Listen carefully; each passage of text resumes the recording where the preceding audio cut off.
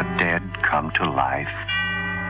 Can a man executed in the electric chair of a state's prison be reborn to wreak vengeance against society? In a moment, you'll hear a weird and fantastic story of a terrible obsession, starring Mary Anderson.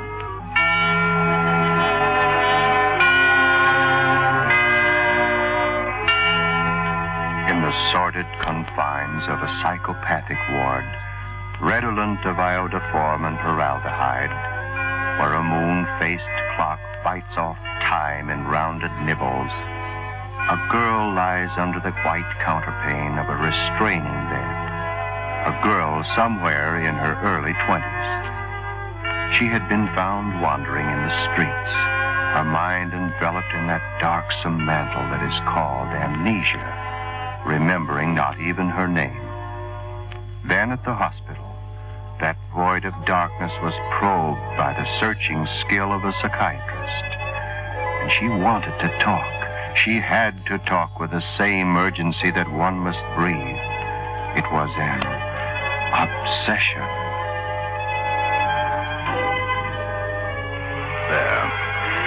There, Miss Bennett. You feel a little easier now? Skip the bedside manner, Doc. I just want you to listen to me for a while. That's all you can do for me anyway. This whole thing keeps buzzing around inside my head. It's driving me crazy. Yeah, I saw that look between you two. You think I'm crazy already.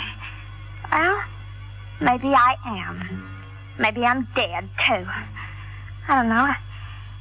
It all seemed like simple arithmetic. Just simple arithmetic. What is it you want to tell us, Miss Bennett? I don't know why I want to tell you. The whole laugh's on me. But I've got to stop this buzzing inside my head. This buzz.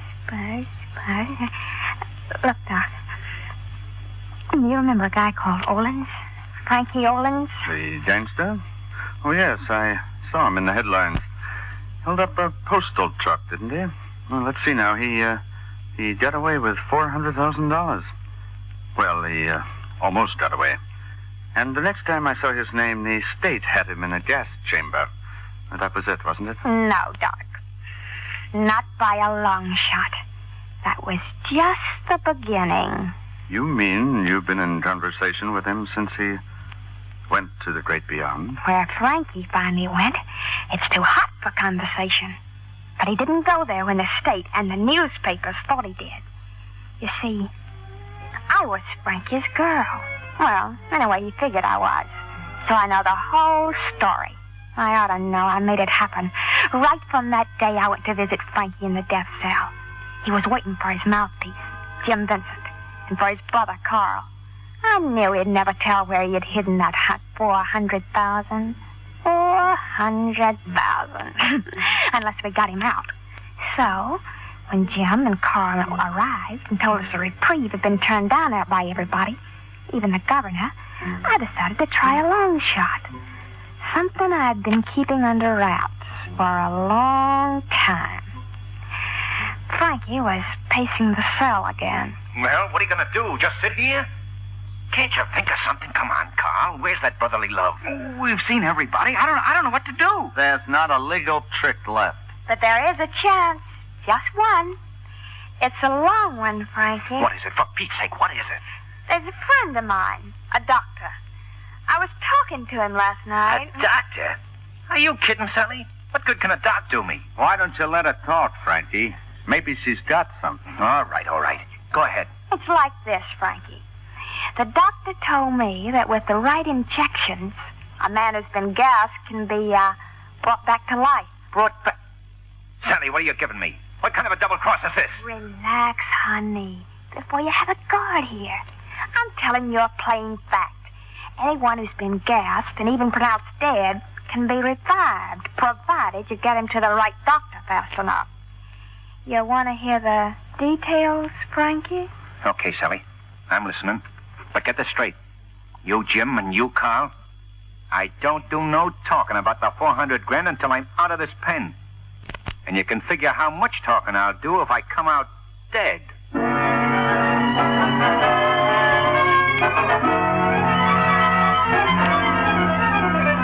I was laughing at myself all the time, Doc. Frank, worrying about Jim and Carl when it was little me who had all the plans. Well, anyway, we pulled it off. We bought ourselves a couple of prison guards and a laundry driver. On my instructions, Frank asked to be cremated. Then, after the prison officials pronounced him dead, our guards switched bodies. One body was sent to the crematory with a tag of Frank Ollins. That's the one you read about in the headlines. But the real Frank Ollins was shoved into a laundry sack. In less than 10 minutes, the truck driver was pulling up in the rear of an old house I'd rented about a mile from the pen. Laundry man. Come on, Jim. Carl. Okay. Give me a hand. Yeah. That's it. Lay him down on the table. All right. Okay, driver. Yeah. Okay. Here's your money. Beat it. Okay, lady. All right, Scotty. Here he is.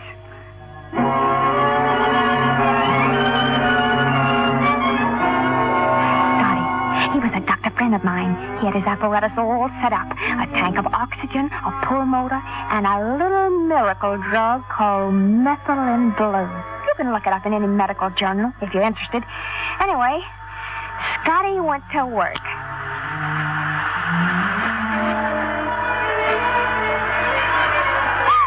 Look at him. Look at Frankie, boy. She's breathing. Breathing again.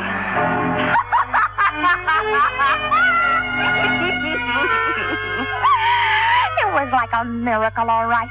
But I didn't have no time to think about miracles. Not then, I didn't. I had a neat little plan all worked out, and I had to spring it before Frankie got too much like him old self again.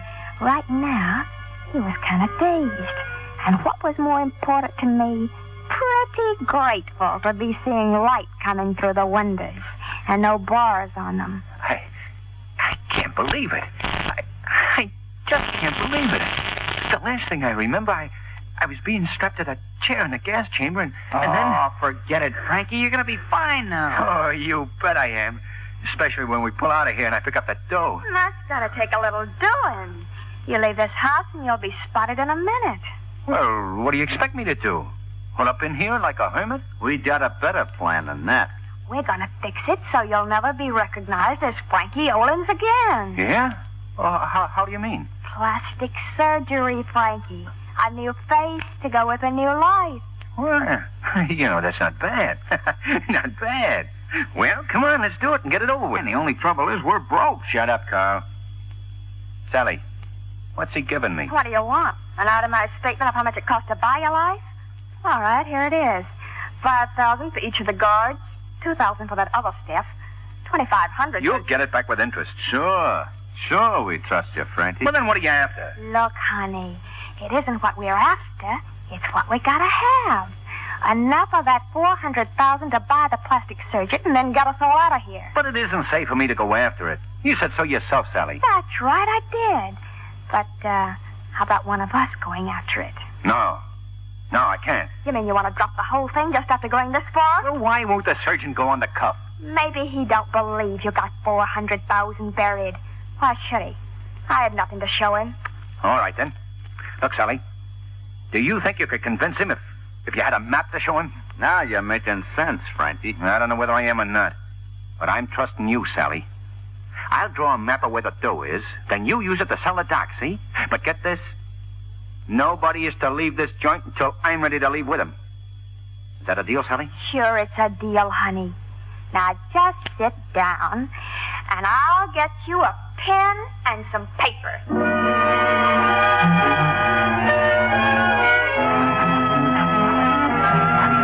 And then, right at this point, on the left side of the highway, there's an auto club road sign. You just pace off 10 yards into the woods from that sign, and that's it. Right next to a big rock. That's fine, Frankie. Here, I'll take that paper. Now, how about running up the dock, huh? So we can get this whole thing over with it. Jim! Get your hands up, Frankie. Come on. Now, over against the wall. Sally! You're not going to let him do this to us. Sally! Sorry, Frankie. But this is the way it's gotta be. What? Why, you dirty little double-crosser, I'll kill you. I swear I'll kill you. Go on. Get back to the wall. Yeah, that's better. You always were hot-headed, Frankie. Jim, don't do it. She'll only double-cross you like she done me. Carl, you tell him. Carl's not going to tell him a thing, Frankie. It's a simple question of arithmetic. 400 grand divided 4 ways just don't add up to as much as when you divide it among 3. All right, Jim. Wait. For Pete's sake, wait. That map I drew, it ain't on the level. I was trying to trick you. Let me go and I'll show you where it is. No good, Frankie. We were expecting that one. So long, honey. No!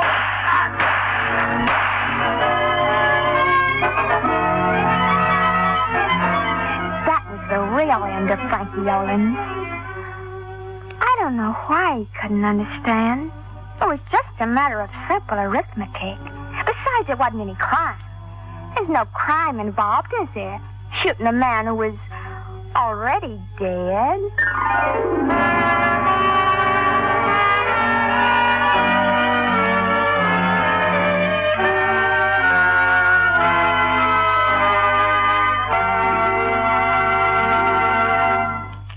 No, there is no crime in killing a man who is already dead. No crime to be reckoned with in the courts of mortal men. But what of the crime reflected in the dark mirror of your mind? The hideous crime of your own obsession.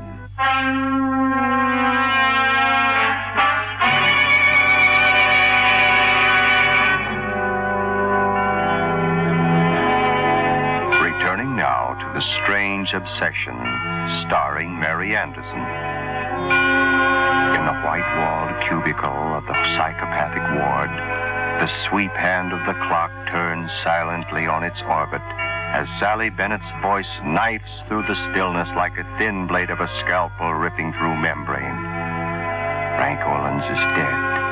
His debt to society marked paid in full. And somewhere, $400,000 lies waiting for those who can find it. For those whose murder-warped minds will stop at nothing under the compelling influence of obsession. So now there were only 3 of us. We piled into Carl's sedan. Jim, Carl, and me. And we started out. Well, Carl was anxious to get there all right. He drove like one of those high school kids, and I cut down Lizzie. What are you trying to do, Carl? Kill us all? You want to get there, don't you? Exactly, I want to get there. That's why I'd like you to slow down. Take it easy, both of you. All right. Say, why don't we stop at a roadside hotel for the night and go on in the morning? Okay with you, Carl? Well, I think it's crazy, but if that's the way you want it, okay.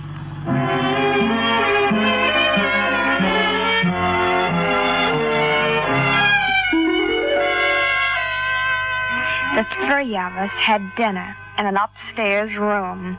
Dinner and wine and conversation. Conversation that set things up for a little plan I'd worked out with Carl. Well, how's about it, Jim? Another glass for you? I don't think I'd better have any. Don't be silly, Jim. We got lots to celebrate tonight. Okay, yeah, certainly have. Okay, Charles, fill her up. Sure, yeah. You keep Jim company, Carl. I'm going to take a look at that balcony view. Okay, Sally. Okay. Well, here's to the 400 grand, Jim. And to Sally, huh? Ah, what a girl. Yeah, that's one thing I want you to keep straight, Charles. The money we divide, but not Sally. She's all mine, you understand? Jim, Huh? why don't you come out here on the balcony with me? It's nice and private out here. Huh. Yeah, you don't have to repeat that invitation. Well, see you later, Carl. Yeah, go to it, Jim. I wouldn't have a chance with her even if I wanted it. Here I am, Jim. Huh? Over by the railing. Oh. It's pretty out here, isn't it? Yeah. Yeah. You're pretty, Sally. Come here. You and me are going to have a great time, aren't we? Why not? We'll have nearly $300,000 to keep us warm, Sally. Anywhere we want to go, we go there. Anything we want to do, we do it. I've been waiting a long time for a setup like this. So have I. Oh, Jim, look. Right in our backyard, a deer. Yeah, that's nice. Look at him, Jim. He's cute. I don't see anything. Here, get where I'm standing. Huh? Right by the rail. I still don't see anything. He's down under our balcony. You'll have to lean over to see him. Sure you're not seeing an elephant, Sally? A little pink one, huh? Oh, where? You're seeing things, Sally. Maybe you'd better have another... Carl, what are you... No!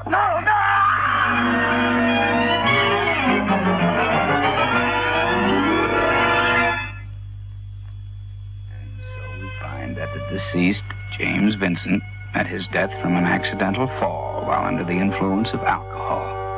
Naturally, the other guest understood when Carl and I left immediately after the inquest. We couldn't bear to hang around the scene of the tragedy. Besides, there was a pile of dough waiting to be dug up.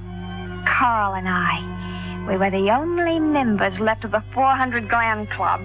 There were no secrets between us, except one. Just one. Carl didn't know that. I'd gotten Jim's gun. A girl can't be too careful, you know. This is kind of nice, isn't it? What's that? Two of us alone. You did want it that way. What do you think, Carl? I think the future looks mighty sweet. It was different with Frankie and Jim along. They were both suckers. Always in hot water with the cops. You and me, nobody's got a thing on us. It's because we keep our heads working. Yeah, and that's why we get... Carl, there it is. Just ahead of us. The road sign of the map. Yeah, you're right. Come on, honey. Get your purse open. Just a minute, Carl. Get that shovel out of the turtle bag. Oh, yeah, I'm so excited I almost forgot. And you were just saying you always keep your head working. Well, mine's still on tight. Let's see now. 10 paces from the sign into the wood. Yeah, you measure it off. I'll get the thing. 1, 2, 3, 4, 5, 6, 7, 8, 9, 10. This must be it, all right. Does everything match up? It sure does. I came right up by this big rock, just like on the drawing. Yeah, Okay, Carl. I'll keep a lookout, just in case anybody gets nosy. Yeah, okay. Go on. You can start digging. Yeah, all right.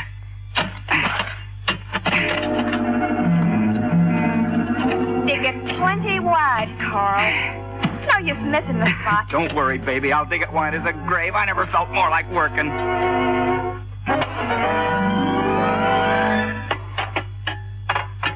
Oh, baby, there she is. Looks like an old tool chest, don't it? But we know better, don't we, Carl? We know it's a gold mine. Come on, get it out of that hole. Yeah, okay. There she comes. Oh, there we are, safe and sound. Oh, now, Sally, now we can... Sally, what are you doing with that gun? Sally, we're partners, ain't we? There's plenty here for both of us. Please, Sally, don't, please.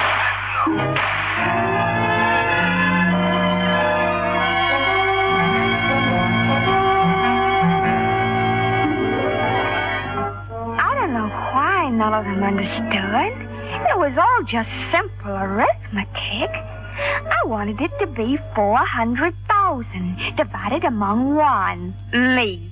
And that's the way it was now. I pushed Carl's body into the grave he'd dug for himself. And then I knelt down beside the chest.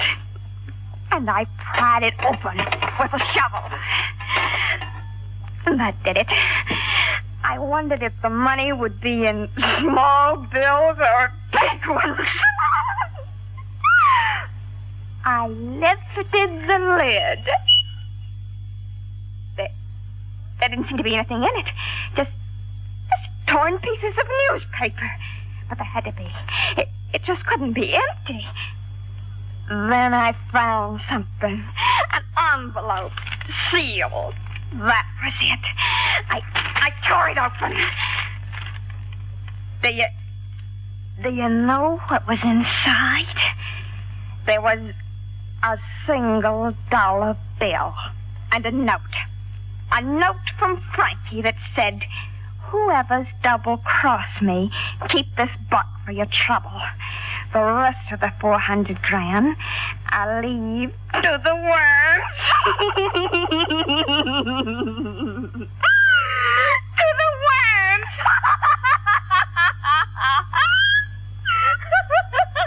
Was that funny, Doc?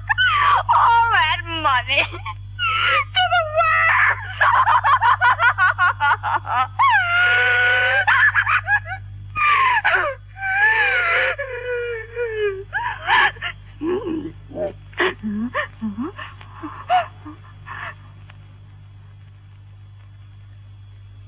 They say they found me wandering on the highway. I don't know how I got there. I didn't remember anything until just a little while ago. And then I got this awful buzzing inside my head. I thought it'd go away if I told you about everything, but it's worse than before. I guess I just gotta die to get rid of it. Anyway, it'll be better that way. I wouldn't want to live without the money. You see, I counted so much on it. I never thought about the things I was doing to get it until the money wasn't there. You understand about that, don't you, Doc? It was all just simple arithmetic. Simple arithmetic. Hold it up. Jack, hold on. What's happened to her, Dr. Arnold? Just a minute. No. No, it's no use. She's dead.